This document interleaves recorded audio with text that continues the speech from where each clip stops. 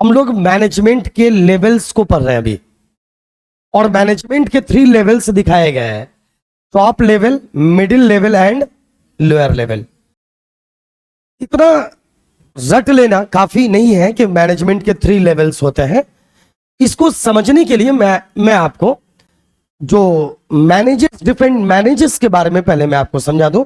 किसी ऑर्गेनाइजेशन में कई मैनेजर्स होते हैं, कौन से मैनेजर का क्या काम होता है, लगभग एक आइडिया मैं आपको देता हूं, ये हमेशा के लिए आपके लिए कंफर्म हो जाएगा। और भी बहुत सारी चीजें आप कंफर्म कर लेंगे। मैं आपको एक एग्जांपल देता हूं। एक बिजनेस ऑर्गेनाइजेशन में एक एरिया को संभालने के लिए, बिल्कुल सिंपल भाषा में मैं बता रहा हूं, एक एरिया को संभालने के लिए एक मैनेजर बना दिया जाता है। जैसे मैं एक एग्जांपल दूं कि एक बना दिया है हमने FM, that is factory manager. Factory manager का काम क्या होगा? फैक्ट्री मैनेजर का काम होगा कि ये सिर्फ फैक्ट्री की चीजों को देखेगा। मतलब कि अगर प्रोडक्शन हो रहा है हमारे बिजनेस ऑर्गेनाइजेशन में, हमारा जो एक ऑर्गेनाइजेशन है, मान लीजिए हम प्रोडक्शन करते हैं एयर कंडीशन का, या हम प्रोडक्शन करते हैं फैन का, एक एग्जांपल बता रहा हूं मैं। तो फैन का प्रोडक्शन किसी फैक्ट्री में होगा, यस है नो? तो फैक्ट्री में जो फैन का प्रोडक्शन हो रहा है, उस पूरे फैक्ट्री के रख रखाव की जिम्मेदारी, फैक्ट्री ढंग से चल रहा है नहीं चल रहा है, फैक्ट्री में किसी तरह की समस्या तो नहीं आ रही है, इन सारी बातों को देखने के लिए हमने क्या बना दिया? फैक्ट्री मैनेजर बना दिया। ये वाला एग्जांपल आपके पूरे ही बिजनेस मैनेजमेंट यानी बिजनेस स्टडीज 12th लेवल पे कहें तो, आगे बिजनेस मैनेजमेंट में, बिजनेस कम्युनिकेशन में, MBA वाले स्टूडेंट्स के लिए, सभी एरिया में ये वाला एग्जाम्पल बहुत ही कारगर, मतलब कि कह सकते हो इफेक्टिव एग्जाम्पल है। तो आप इसे ढंग से पहले समझ लें। तो फैक्ट्री मैनेजर का काम क्या होगा? फैक्ट्री मैनेजर का काम क्या होगा? फैक्ट्री रिलेटेड काम को संभालना। एक बना दिया हमने मार्केटिंग मैनेजर। मार्केटिंग मैनेजर का काम क्या होगा? अपने जो भी, मान लीजिए फैन बनकर तैयार हो गया है, अब इसको ज्यादा से ज्यादा लोगों तक कैसे पहुंचाया जाए, इसका सेल ज्यादा से ज्यादा कैसे कर दिया जाए, है ना, लोगों तक ज्यादा से ज्यादा इसका रीच कैसे हो जाए, इस काम के लिए हमने एक और मैनेजर बना दिया जिसका नाम क्या है? Marketing manager. एक और मैनेजर हमने बना दिया पर्सनल मैनेजर। मतलब हमें जितने लोगों की ऑर्गेनाइजेशन में जरूरत है, कहां से जो इसके लिए एलिजिबल लोग हैं हमारे ऑर्गेनाइजेशन के लिए, डिफरेंट पोस्ट पर किन किन लोगों की हमें जरूरत है, इस पॉइंट ऑफ व्यू से हमने एक और मैनेजर बनाया जिसका नाम रख दिया क्या? Personal manager. इसके अलावा सपोज करो सेल्स मैनेजर, एक और मैनेजर बना दिया फाइनेंस मैनेजर। फाइनेंस मैनेजर का काम क्या होगा? एग्जाम्पल के तौर पे अभी सारी चीजें बता रहा हूं मैं। फाइनेंस मैनेजर का काम होगा किसी ऑर्गेनाइजेशन में कितने फंड की जरूरत है, उस फंड की व्यवस्था करना, उस फंड का कहां से लेकर आए, डिविडेंड पॉलिसी तैयार करना, ये सारा काम किसका है? किसका है बताइए? कौन सा मैनेजर?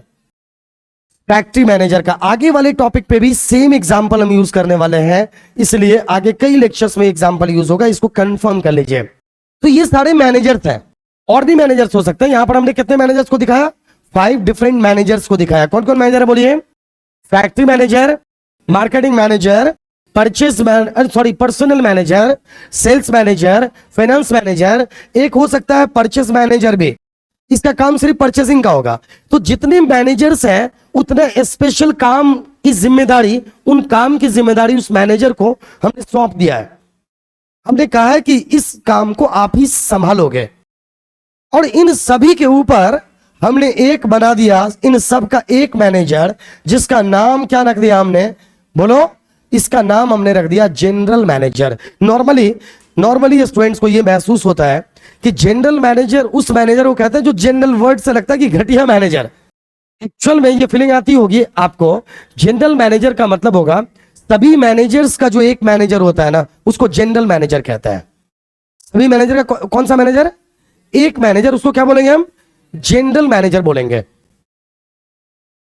अब अगर मैं फैक्ट्री मैनेजर की बात करूं, जनरल मैनेजर समझ में आ गया? इन सभी पहले, अच्छा चलो एक काम करो, इस सभी को कंफर्म कर लेता है। जितने भी मैनेजर्स हैं उन सभी मैनेजर्स को डील कौन कर रहा है? इन सभी से बड़ा ऑफिसर कौन हो गया? जनरल मैनेजर हो गया। मतलब जनरल मैनेजर निश्चित तौर पर इन सभी का हेड है। जो भी इंस्ट्रक्शन जनरल मैनेजर इन मैनेजर्स को देगा, इन मैनेजर्स को फॉलो करना पड़ेगा। और अगर आप ये सोचते हैं कि फॉलो नहीं करेंगे तो इसका जवाब मैं आपको आगे दूंगा। तो यहां पर हमने भी कितना मैनेजर लिया? 6। क्या 6 ही मैनेजर होना जरूरी है या मैनेजर्स और भी हो सकते हैं? निश्चित तौर पर मैनेजर्स और भी हो सकता है, 7, 8, 9, 10, डिपेंड करता है कि ऑर्गेनाइजेशन का स्ट्रक्चर कैसा है, उसका साइज क्या है, इस पे डिपेंड करता है कि ऑर्गेनाइजेशन में मैनेजर्स कितने होंगे। एक बार और देख लीजिए कौन कौन से मैनेजर हो गए? Purchase manager, factory manager, marketing manager, personal manager, sales manager, finance manager. इन सभी मैनेजर्स का हेड कौन आ गया? General manager. ठीक है ना? अब आइए, अब मैं किसी एक मैनेजर को बेस बनाकर आगे बढ़ता हूं। फैक्ट्री मैनेजर में, फैक्ट्री के एरिया में आते हैं कि अगर कोई फैक्ट्री बंद पड़ा है या फैक्ट्री में काम आज रुक गया है, यह जिम्मेदारी किसकी होगी कि फैक्ट्री के काम को सुचारू ढंग से चलाए, बिना रुके फैक्ट्री के काम को आगे बढ़ाता रहे? यह किसकी जिम्मेदारी है? इस काम की जिम्मेदारी हमने, इसकी रिस्पॉन्सिबिलिटी किसकी है?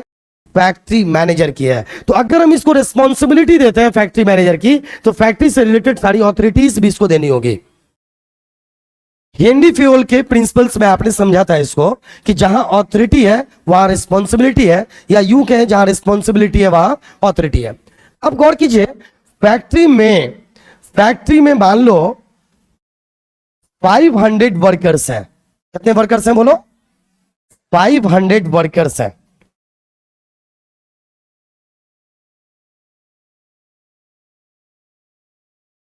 अब आप गौर करें, क्या यह पॉसिबल है कि इन 500 वर्कर्स पे फैक्ट्री मैनेजर अकेले नजर बना के रख सके? 500 वर्कर्स जब काम करेंगे तो काम यूं बैठकर नहीं करते हैं जैसे कि स्टूडेंट बैठकर पढ़ते हैं। काम के लिए वो अलग अलग फैलना पड़ता है उनको। तो जिस फैक्ट्री में 500 वर्कर्स काम कर रहे होंगे ना, वो बहुत बड़े एरिया में वो फैक्ट्री फैला हुआ होगा। एक फैक्ट्री मैनेजर सभी वर्कर्स पे नजर बनाकर नहीं रख सकते हैं।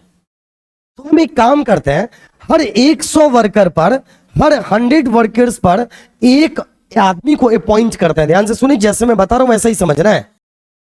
हर 100 वर्कर्स पर हम एक आदमी, एक इंसान को हम अपॉइंट करेंगे जिसका काम होगा इस 100 वर्कर पे नजर बना के रखना। यह तो पॉसिबल है कि एक आदमी 100 वर्कर पे नजर बना के रख सके। हमने इसको क्या किया, 100 वर्कर पर एक आदमी को नजर बना के रखने के लिए कह दिया। 1, 2, 3, 4, 5। ये जो 5 आदमी हैं, 5 आदमी मिलकर 500 पर्सन्स पे नजर बना के रख सकते हैं क्या? आपको मैनेजमेंट का पावर भी समझाऊंगा मैं। आपको मैं एक बात बता दूं, एक व्यक्ति या एक कह सकते हो एक छोटी सी दुकान चलाने के लिए कई बार एक परिवार के 2, 3, 4 आदमी इंवॉल्व होते हैं और वो सभी के सभी ये शो करते हैं कि वो बहुत बिजी हैं। तो सोचिए मुकेश अंबानी के बारे में। मुकेश अंबानी के पास इतना एसेट्स है उनके पास कि अगर वो चाह लें, या जितने उनके काउंटर्स हैं, बिजनेस प्लेसेस हैं उनके इंडिया भर में या दुनिया के अलग अलग देशों में, कि अगर उन्होंने प्लान कर भी लिया ना कि हमें सारे बिजनेस पॉइंट्स को जाकर एक बार जिंदगी में देख लेना है, तो नहीं देख पाएंगे वो। लेकिन फिर भी वो इतने बड़े बिजनेस को चला कैसे रहे?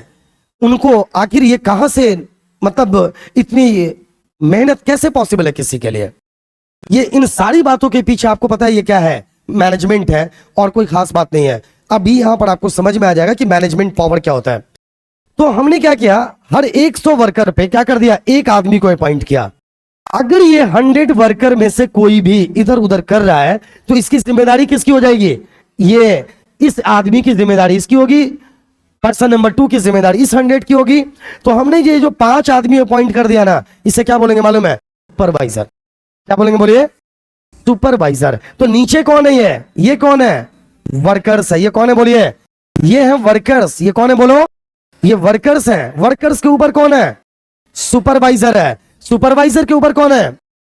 फैक्ट्री मैनेजर के ऊपर कौन है? जनरल मैनेजर है। अल्टरनेटिवली देखो, एक जनरल मैनेजर इस वर्कर पे भी नजर बना के रखा हुआ है क्या? 100%। ये और बात है, एक इंसान, एक जनरल मैनेजर। अब गौर कीजिए, ऐसा नहीं है कि सिर्फ फैक्ट्री में इतने लोग हैं, अलग अलग और भी डिपार्टमेंट्स हैं। और भी एरियाज हैं, वहां भी इस तरह के ही वर्कर्स काम कर रहे होंगे। आपको क्या लगता है मार्केटिंग मैनेजर अकेले ही मार्केटिंग का काम कर रहा होगा? नेवर। इनके अंडर में भी कई, मार्केटिंग मैनेजर की टीम में भी सैकड़ों लोग हो सकते हैं, फाइनेंस मैनेजर की टीम में सैकड़ों लोग हो सकते हैं। इस तरह से हजारों लोगों को एक आदमी डील कर रहा होता है, बहुत ही इफेक्टिवली डील कर रहा होता है। इसी बात को समझना है। अब चलिए सोचिए, नीचे कौन है बोलो? ये नीचे कौन थे अभी? ये है वर्कर्स। ये कौन है? सुपरवाइजर। ये कौन है? और ये कौन है? General manager. बात समझ में आ गई? अगर अब यहां से पहले इस तरह से समझो, अगर वर्कर्स कुछ गलत कर रहे हैं, या फिर यूं कहो कि फैक्ट्री की किसी भी तरह की गड़बड़ी आते हैं, नॉलेज में आता है किसके? जनरल मैनेजर के। तो जनरल मैनेजर किससे बात करेगा? क्या वो वर्कर से बात करने पहुंच जाएगा? नेवर। वो बात सीधे करेगा किससे? फैक्ट्री मैनेजर से। फैक्ट्री मैनेजर किससे बात करेगा? सुपरवाइजर से। सुपरवाइजर किससे बात करेगा? बात करना ही नहीं है। अब समझिए काम कैसे होता है और क्यों कोई लापरवाही नहीं करता है, इसका सीधा सीधा मतलब समझ लीजिए। सीधा मतलब समझिए, जनरल मैनेजर अगर को ये पता चला कि फैक्ट्री में काम ठीक से नहीं चल रहा है, या वहां पर चीजें वेस्ट ज्यादा हो रही है, या फिर चीजें क्वालिटी में नहीं निकल कर आ रही है, लापरवाही चल रही है, इस तरह की कोई भी चीजें उसके सामने आती है, तो वो किससे बात करेगा? वो बुलाएगा किसको अपनी ऑफिस में? फैक्ट्री मैनेजर को। फैक्ट्री मैनेजर से वो सीधा कहेगा कि भैया तुम गलत कर रहे हो। अगर वो सीधे सीधे बोले प्लीज काम कर लो, तो ऐसे काम नहीं चलेगा। फैक्ट्री मैनेजर को इस बात का डर होता है कि अगर हमने परफॉर्मेंस नहीं सुधारा तो ये जनरल मैनेजर हमें अपने जॉब से हटा सकता है। क्या जनरल मैनेजर को ये अथॉरिटी दी जानी चाहिए? ये अथॉरिटी होनी चाहिए कि वो फैक्ट्री मैनेजर को बाहर का रास्ता दिखा सके। अब इसका ये मतलब नहीं कि ऑलवेज आप किसी को बाहर का ही रास्ता दिखाते रहोगे, वो परिस्थिति की बात होती है। तो पहले तो जनरल मैनेजर को फ्रेंडली एनवायरनमेंट में काम करना चाहिए, लेकिन फिर भी अगर फैक्ट्री मैनेजर बार बार बातों पर ध्यान नहीं दे रहा है, तो जनरल मैनेजर को यह पूरा राइट है कि वो फैक्ट्री मैनेजर को बाहर का रास्ता दिखा दे। फैक्ट्री मैनेजर को इस बात का डर है, फैक्ट्री मैनेजर को इस बात का डर है कि कहीं जनरल मैनेजर फैक्ट्री में आ गया ना तो हमारी जॉब खतरे में आ जाएगी। इसलिए वो क्या करेगा? फैक्ट्री को किसी भी कीमत पे ढंग से चलाना चाहेगा। यस या नो? ये ढंग से चलाना चाहेगा नहीं चाहेगा? बिल्कुल, ये ढंग से चलाना चाहेंगे। ये जितने भी मैनेजर्स हैं वो सभी चाहेंगे कि ये हमारा काम अपने अपने लेवल पे ढंग से होता रहे। और भी कई चीजें हैं जिसकी वजह से वो चाहते हैं, सभी मैनेजर चाहते हैं कि हम अपने काम को पूरी ईमानदारी से करें। एक तरफ वो काम ईमानदारी से करेंगे तो प्रमोशन मिलेगा, तरक्की मिलेगी, और दूसरी तरफ अगर वो काम ईमानदारी से नहीं करेंगे तो जो जॉब है ऑलरेडी वो भी चला जाएगा। तो फैक्ट्री मैनेजर को डर किसका है बोलो? किसको है? जनरल मैनेजर का है। अब आइए फैक्ट्री मैनेजर, गौर से समझिए, अब किसी को भी फैक्ट्री मैनेजर से डर किसको लग रहा है?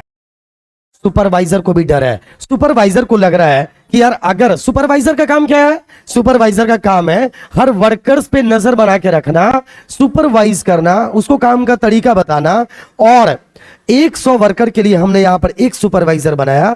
इसका काम है सभी वर्कर्स पे नजर बना के रखना और उससे ईमानदारी से काम करवाना।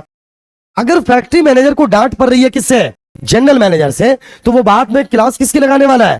सुपरवाइजर। और सुपरवाइजर को वो बोलने वाला है भैया तुम्हारा, मान लो सभी सुपरवाइजर ढंग से काम कर रहे हैं, सुपरवाइजर नंबर 3 गड़बड़ कर रहा है, तो इसको क्या होगा? निश्चित तौर पर इसको वार्न किया जाएगा कि तुम अपना काम ढंग से नहीं कर रहे हो, तुम्हें हम बाहर का रास्ता दिखा सकते हैं। इसलिए सुपरवाइजर भी बहुत ईमानदारी से काम करने की कोशिश करेगा। तो ये सारे सुपरवाइजर्स एकदम ईमानदारी से काम क्यों कर रहे हैं? क्योंकि इसको डर है कि पता नहीं फैक्ट्री मैनेजर का अगर विजिट हो जाए तो हमारा जॉब खतरे में पड़ सकता है। तो इसको डर किसका है? फिर से बोलिए, अपने आप भी बोलते रहिए। अगर आप रिकॉर्डिंग भी सुन रहे हो ना, अगर आप वीडियो लेक्चर के माध्यम से पढ़ रहे हो तो निश्चित तौर पर बोला कीजिए जैसे मैं पूछूं। तो कमरे में अगर आप अकेले भी वीडियो बैठ कर देख रहे हो तो भी बोलो। घर वालों को पहले से बता दो कि हम कुछ बोले तो कोई शक नहीं करना है, ठीक है? Next point. तो इसको वर्कर्स जो है, वर्कर्स को डर किससे लग रहा है? सुपरवाइजर से डर लग रहा है। किससे डर लग रहा है बोलो? उसको लग रहा है यार सुपरवाइजर अगर नाराज हो गया ना तो निश्चित तौर पर हमें काम से निकाल दिया जाएगा।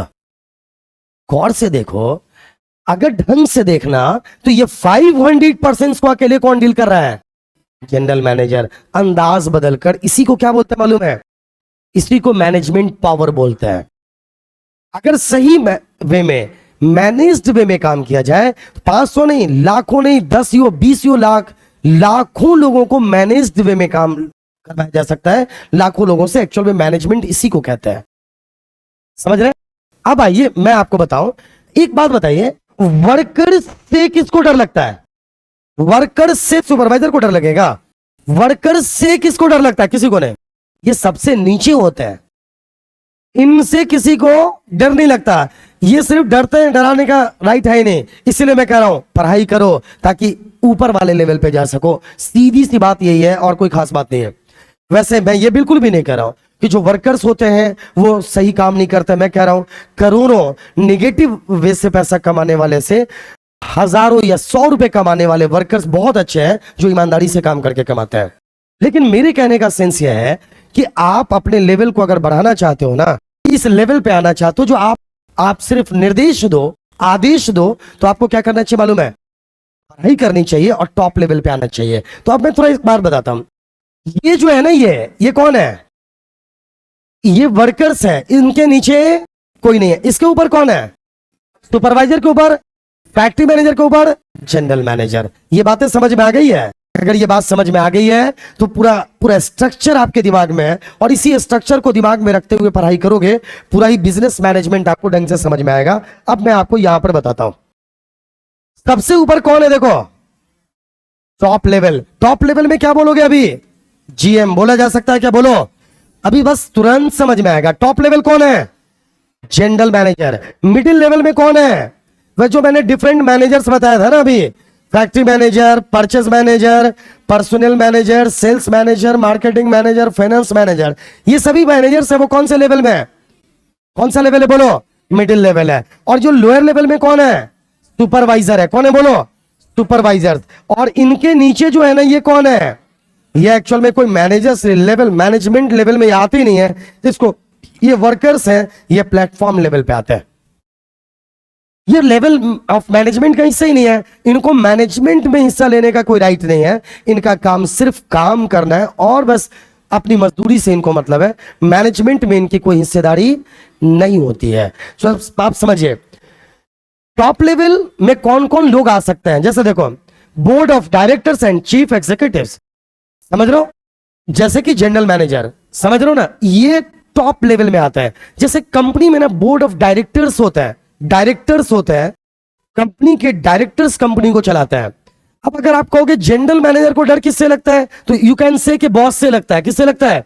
और बॉस को डर किससे लगता है? किसी से नहीं यार, लेकिन उसको एक डर है रिस्क का, उसको डर है अपने दिवालिया हो जाने का। बिजनेस में रिस्क होता है मालूम है ना, उसको डर है दिवालिया हो जाने का। वो अपने आप से डरता है, वो दिवालिया होने के डर से डरता है। इसीलिए वो दबाव किस पे बनाता है? जनरल मैनेजर पे।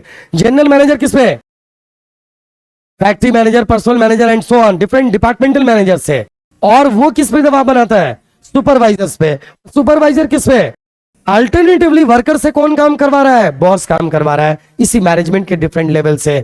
ऊपर से देखो, एक और बात समझिए, ऊपर से नीचे क्या आता है? ऑथोरिटी। समझ लो, जैसे ये बीच में आला है ना, ये टॉप लेवल इसको आदेश दे सकता है। टॉप लेवल किसको आदेश देगा? मिडिल लेवल किसको? लोअर लेवल किसको आदेश देगा? आदेश ऊपर से नीचे चलता है। क्या नीचे से ऊपर आदेश जा सकता है? नहीं। कम्युनिकेशन भी जब मैं पढ़ाऊंगा तो ये सारी चीजें आपके सामने होनी चाहिए। जितने भी टॉपिक पे आप डिस्कशन करेंगे, ये टॉपिक तो आप कंफर्म याद रखिए। तो यहां पर जो मिडिल लेवल में कौन लोग आएंगे? बोलिए, मिडिल लेवल में कौन लोग आएंगे? मिडिल लेवल में देखो, डिपार्टमेंटल हेड्स एंड मैनेजर्स, मैंने आपको बताया ना, अब ये भी बताया ना, डिफरेंट मैनेजर्स वो किस में आएंगे? मिडिल लेवल में आएंगे। उसके बाद सुपरवाइजर किस में आएंगे? लोअर लेवल में। और इसके नीचे कौन आएंगे? प्लेटफॉर्म। मेरे ख्याल से आप सभी स्टूडेंट को 100% लेवल्स ऑफ मैनेजमेंट समझ में आ गया होगा, और रटने की भी आपको कभी कोई जरूरत, और मुझे लगता है किसी को भी आप गाइड कर सकते हैं। तो फाइनली हमने आज इस टॉपिक को समाप्त किया, लेवल्स ऑफ मैनेजमेंट को।